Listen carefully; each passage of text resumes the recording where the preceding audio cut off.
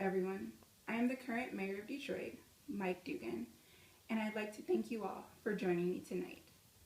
I have officially decided to run for the mayor of Detroit again, and I look forward to your support during this campaign. I know there were a lot of issues surrounding my previous term as mayor, and I'd like to address those tonight. I'd like to start with a subject that we are all too familiar with, and that is crime in our city. Last week alone, there were 36 shootings and 4 slayings. One of them was even an 11-year-old girl.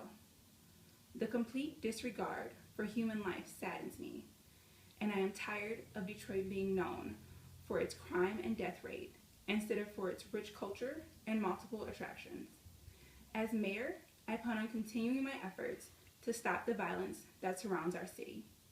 I plan on doing everything in my power to figure out who's responsible for this and bring them to justice. Brenda Jones, the rest of the city council, and I will be starting an initiative to get the people who do these crimes behind bars. The program will involve people going into schools and teaching children it's the right thing to report a crime no matter who committed it. It will also involve a hefty reward for those who come forth about crime in our city and report it to the police. During my previous term, I also worked to make the residents of Detroit feel safer by bringing light back to the city. This initiative focused on placing more lights in neighborhoods all over the city to help deter crime. I'd also like to address the current money situation in our city. As I'm sure many of you know, the Michigan House has recently approved a Detroit bankruptcy legislation that commits $195 million of the state's money to help the city.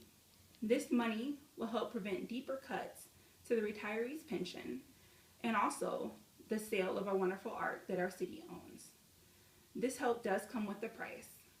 The state now has the ability to oversee our budgets for the next 13 years. If I am reelected as your mayor, I plan on working to make sure that we don't need their help for 13 years. I know this city, and I know that with me in charge, I can create a proper budget that will keep us financially stable and make sure that we are never in this situation again. I have also started and had a lot of success so far with our new housing auction program. As many of you know, our current city owns 16,000 foreclosed properties. We recently had our first open house for the program and had over 2,000 people show up. This program is going to fill our vacant homes with families that want the city to be better while also bringing money into our town through tax receipts on these properties. JP Morgan Chase Bank has also committed to giving our city $100 million in loans and grants to help with our continued efforts on blight removal and as well as promoting home ownership. With home ownership also comes more students in our schools. We currently have about 50,000 students enrolled in DPS. This is a third of how many students were enrolled about a decade ago.